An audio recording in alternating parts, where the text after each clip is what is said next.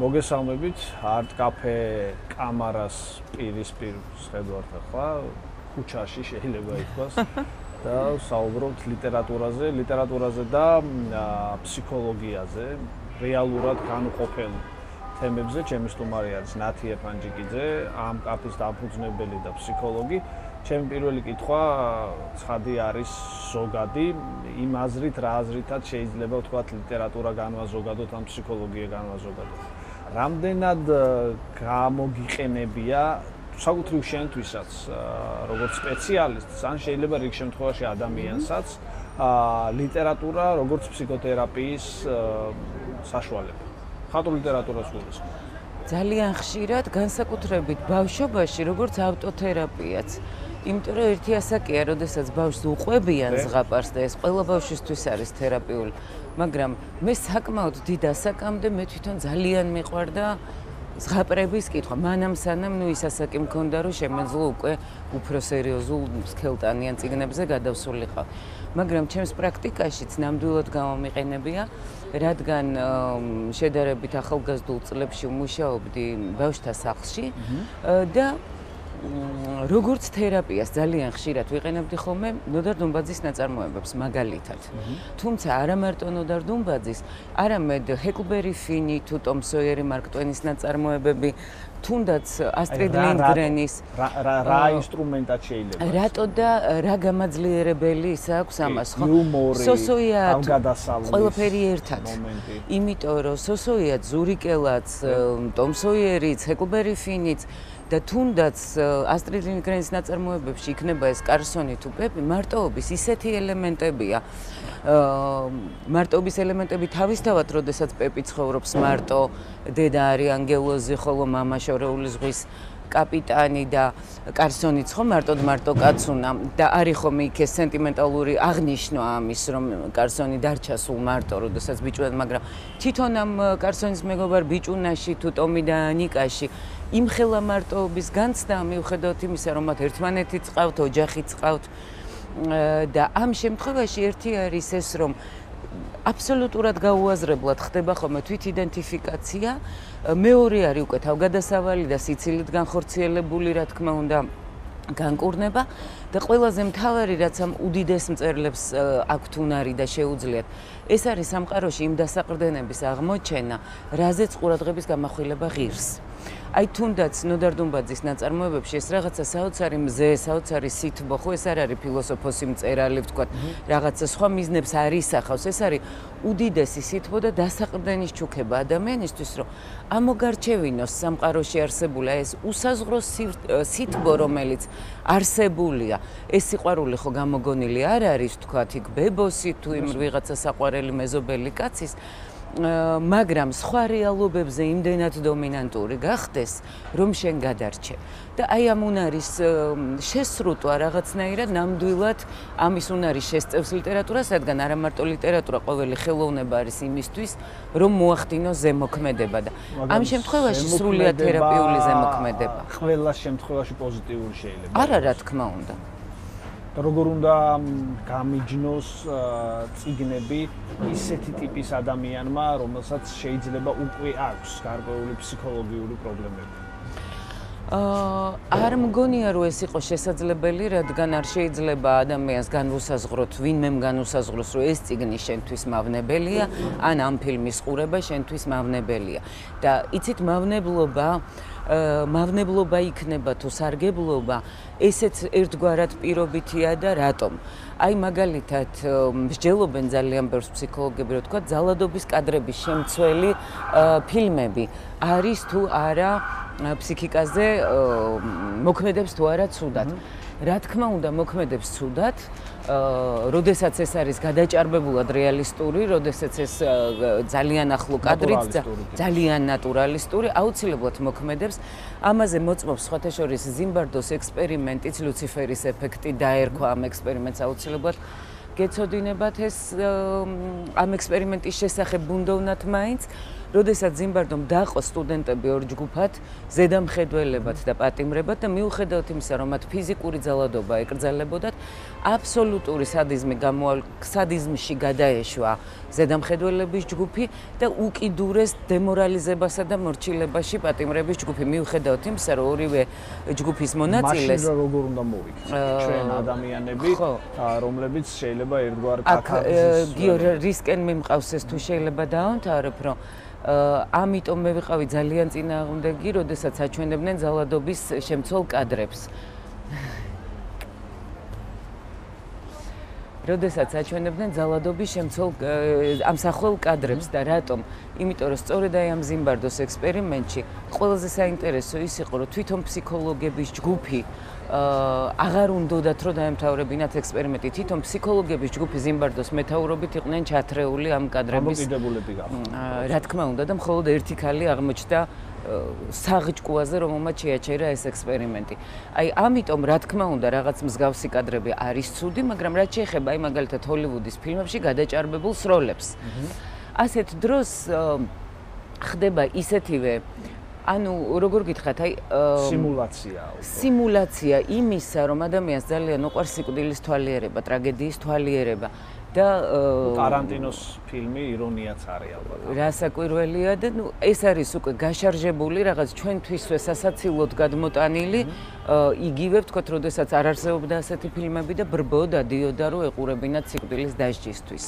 ზოგს ვითომ გული მისდიოდა, ზოგი გასართობად მიდიოდა, მაგრამ ფაქტია რომ ადამიანებს უყვართ სიკვდილის თვალიერება. შესაბამისად, აი სად მავნებლური აღმოჩნდება ეს, სად გამოკვებავს სადისტურ ფანტაზიას და სად პირიქით ერთგვარ ბოლს გამოაშვებინებს ადამიანს და გადააქცევს ამას თამაშად.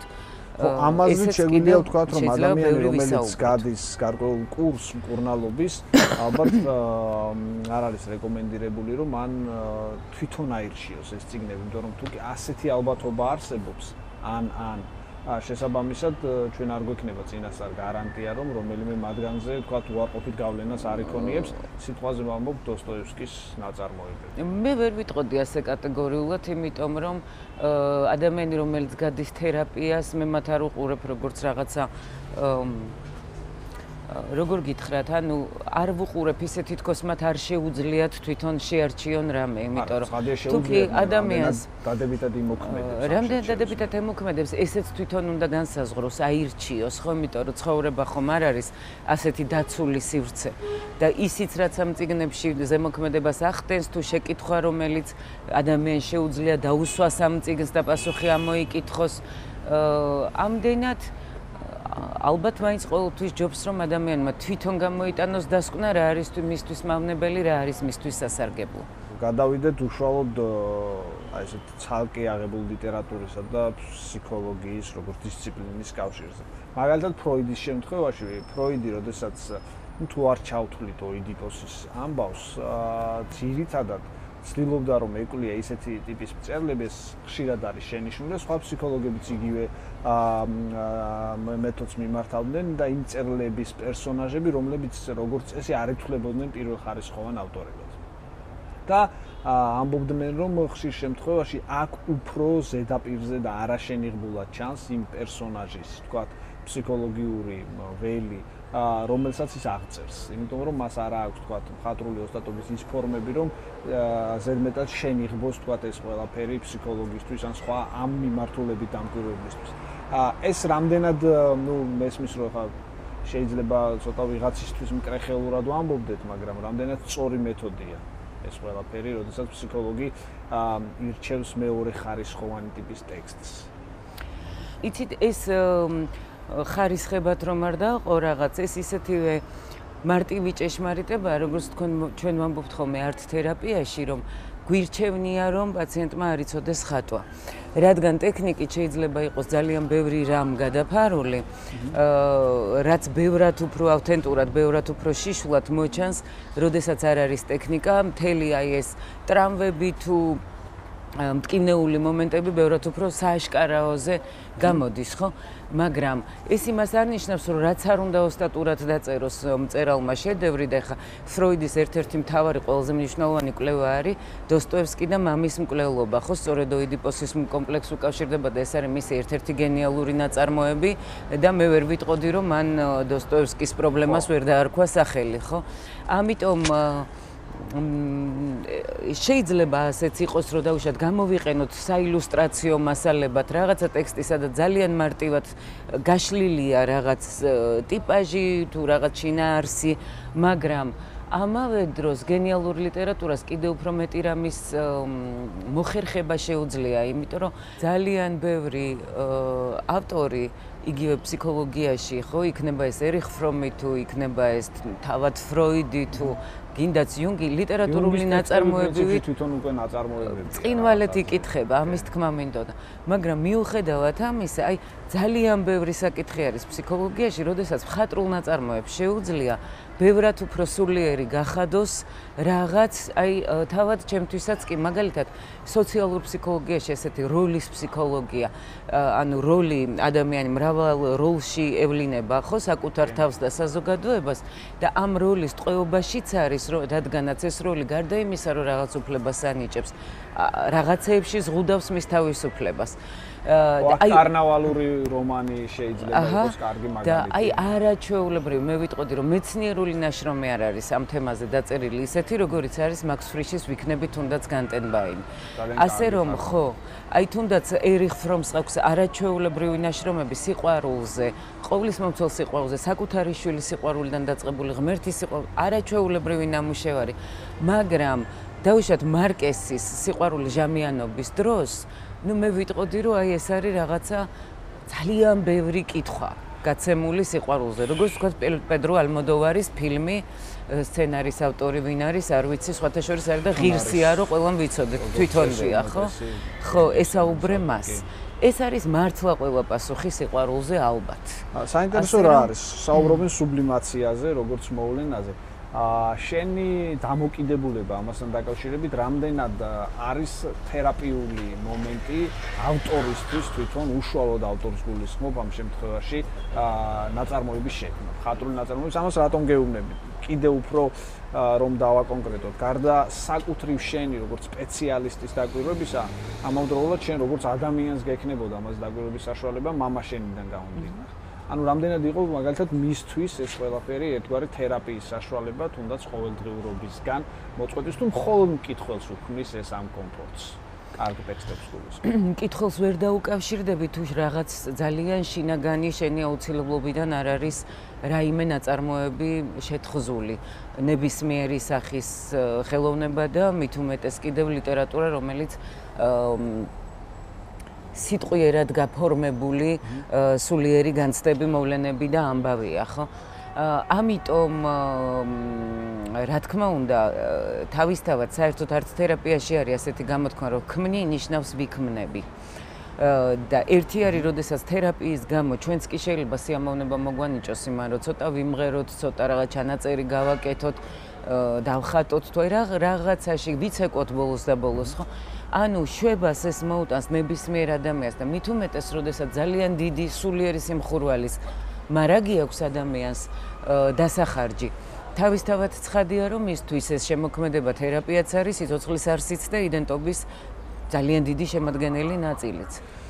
უშუალოდ შენ ხომ არ იყენებ აი ახლა ამ წუთას ლიტერატურას პრაქტიკაში, როგორც მე გავიგეს ადრინდელ ვთქვათ ეტაპზე შენი ვთქვათ ბიოგრაფიის იყო აქტუალური, როდესაც ბავშვებთან მუშაობდე. დღეს როცა უკვე ზრდასრულ ადამიანებთან გაქვს მუშაობა, ანუ ადამიანებთან, რომელთაც რაღაც ტიპის ტექსტები ან წაკითხული აქვს, ან საერთოდ არაფერი არ აქვს წაკითხული და უჭირთ წიგნთან ურთიერთობა.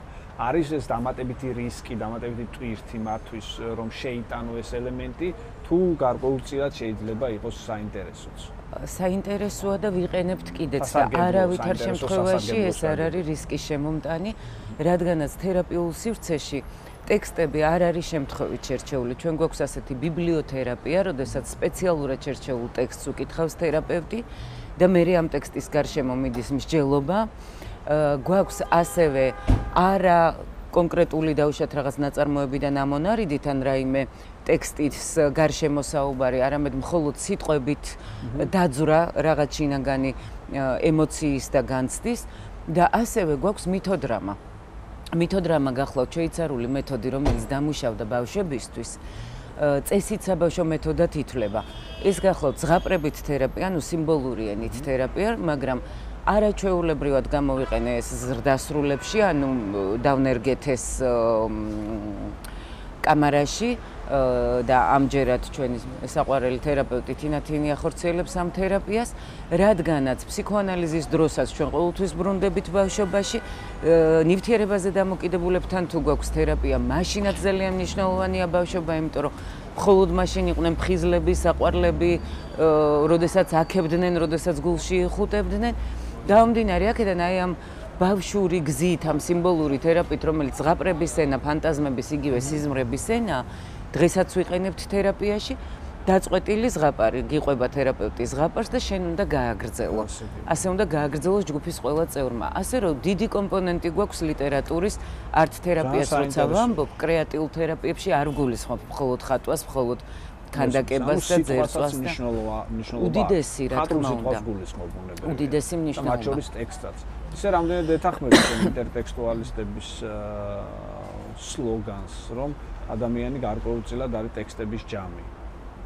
რომ ჩვენ, მე, შენ, სხვა დანარჩენი ადამიანი ვიმეორებთ იმ ტექსტებს, რომელმაც გარკვეულწილად დიდი გავლენა იქონია სახელმწიფოს. რა თქმა უნდა ვეთანხმები, რადგან ადამიანი ძალიან ბევრი რამის ჯამია, ბევრი შთაბეჭდილების ჯამია, არა მხოლოდ ტექსტების, მაგრამ თავისთავად ცხადია, იმიტომ რომ აი სწორედ ამას წინ მქონდა თერაპია ჯგუფთან და ვეუბნებოდი, რომ აბა ჩავამითვალეთ გრძნობები და დარწმუნდებით, რომ გრძნობა ძალიან ცოტაა. მაგრამ აი ამ თითოეული გრძნობის გაფორმება შეიძლება რამდენნაირად. და აი ეს თითოეული გრძნობა რო კარგად გამოეხატა ვიღაცა, ჯერ მარტო რამდენი სიტყვა შეიქმნა თითოეულ ენაში. აქედან გამომდინარე ეს სიტყვების მისტიკა, სემანტიკა, ბმა და კავშირი ამ საკუთარ ენასთან, ყველაზე დიდი მისტიკური კავშირი მაინც ყველა ადამიანს აქვს თავის საკუთარ ეროვნულ ენასთან, ეს არის საოცარი აღმოსაჩენი. და თავისთავად ცხადია, რომ იქნება ეს სიტყვა, რომელიც რაღაცას პასუხობს, თუ იქნება ეს რაღაც იდეა, აზრი, რომელსაც თითქოს შენ ასე გრძნობდი, მაგრამ თითქოს ვიღაცამ დაგასწრო და შენზე კარგად თქვა, შენზე პირველმა თქვა და გეჩვენება, რომ ეს შენია, იმიტომ რომ შენც ამის თქმა გინდოდა და რაღაცნაირად მითვისებაც კი აღარ გამოდის, ის უბრალოდ შენია. გასაგებია. ასე რომ მოკლედ ძალიან დიდი მადლობა სტუმრობისთვის, მე წარმატებას გისურვებ ამ მართლა შესანიშნავ საქმეში და გამიხარდება თუ ჩემი პროფესიის, თქვათ, ხალხის დაწერილი წიგნები რამეს წაადგება ამ მიმართულებით. გიორგი, შენ საერთოდ ძალიან სასარგებლო ადამიანი ხარ და სტუმრადაც თუ მოხვალ. ნუ პროფესია ზოგადად, მაგაზე უკვე ვილაპარაკეთ დიდებზე, პატარებზე, ცოტა უფრო ზრდასრულებზე, მაგრამ თავისთავად სტუმრად მოსვლითაც ძალიან გაგვახარებ ჩვენს თერაპიის ჯგუფში და აქ კიდე წიგნის ბუდე შეგვპირდა ერთი გადასარევი ბიჭი. მე თვალს ვადევნებ, რომ ძალიან ბევრი უფრო პრიორიტეტულ ადგილებში რაღაც გაიმართა, მაგრამ მეორე არის რიგში ბათუმის შემდეგ. ბათუმი დარჩა და შემდეგ უკვე თქვენ გიწევთ. ძალიან დიდი მადლობა. მოკლედ მე შევახსენებ მაყურებელს, რომ ჩვენ საუბრობთ ლიტერატურაზე და ფსიქოლოგიაზე. ჩემი სტუმარი გახლავთ ნათია ფანჯიკიძე, ფსიქოლოგი, მე მომავალ შეხვედრამდე გემშვიდობთ.